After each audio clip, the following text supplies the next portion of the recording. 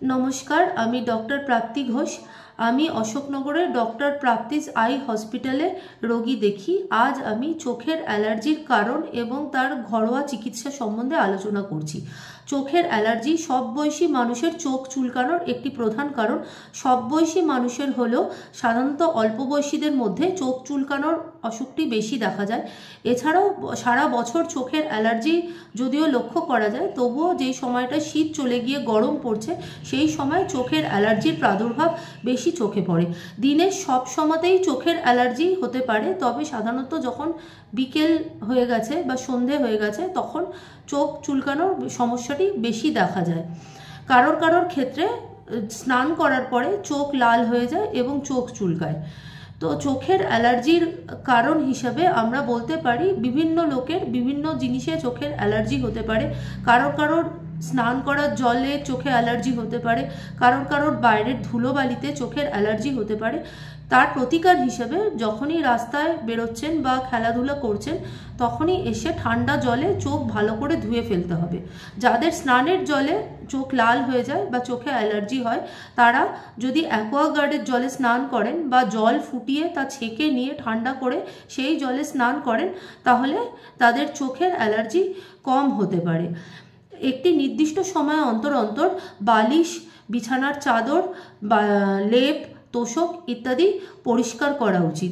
ঘরের ধুলোবালি ঝেড়ে পরিষ্কার করা উচিত।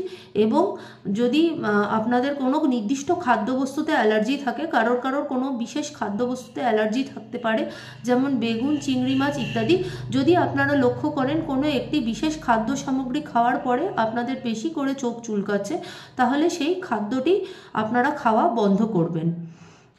এছাড়াও দেখা যায় মেকআপ সামগ্রী বা প্রসাধনী সামগ্রী থেকে চোখে অ্যালার্জি হতে পারে।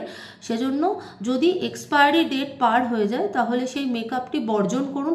যদি কোনো নির্দিষ্ট মেকআপ প্রোডাক্ট ব্যবহার করার পরে আপনাদের চোখ চুলকোয় তাহলে সেই মেকআপ প্রোডাক্টটি আপনারা বন্ধ করুন। এছাড়াও কারোর কারোর হেয়ার ডাই থেকে চোখ অ্যালার্জি হয়। যদি কারোর চুলের রং করার পরে চোখ চুলকায় বা চোখ ফুলে যায়, প্রথমে তো স্কিন টেস্ট করে নেওয়া উচিত। যে কোনো হেয়ার ডাই ব্যবহার করার আগে সামান্য পরিমাণ শরীরের কোনো একটি অংশের চামড়ায় লাগিয়ে দেখতে হবে সেই জায়গাটি ফুলে উঠেছে কিনা। যদি দেখা যায় সেই জায়গাতে কোনো রিয়াকশন হয়েছে তাহলে সেই হেয়ার ডাই বর্জন করা উচিত। সাধারণত ভেষজ যে হেয়ার কালারগুলি আছে যেমন মেহেন্দি ইত্যাদি, তাতে অ্যালার্জি কম হয়। এবার আমরা ঘরোয়া সমাধানের বিষয়ে আলোচনা করি। চোখে অ্যালার্জি সাধারণত চোখের ড্রপ দিলেই ভালো হয়ে যায়, কিন্তু দেখা যায় ড্রপ বন্ধ করে দেওয়ার পরে আবার অ্যালার্জি ফিরে আসছে। তো সেক্ষেত্রে আপনাদের লক্ষ্য করা উচিত যে আপনাদের কোন বিষয়ে চোখে অ্যালার্জি হচ্ছে। যে পদার্থ থেকে আপনাদের চোখে অ্যালার্জি হচ্ছে সেটা সামগ্রিকভাবে বর্জন করার চেষ্টা করুন। যাদের ধুলোবালিতে অ্যালার্জি আছে তারা ধুলোবালি থেকে যথাসম্ভব দূরে থাকুন। যদি রাস্তায় ধুলো থেকে চোখে অ্যালার্জি হয় বারবার চোখে জলের ঝাপটা দিন। যদি ঘরে ধুলো থাকে যেমন বিছানার চাদর, বালিশের ওয়ার, নির্দিষ্ট সময় অন্তর তা পরিষ্কার করার ব্যবস্থা করুন। এসির ফিল্টার নিয়মিত পরিষ্কার করার ব্যবস্থা করুন।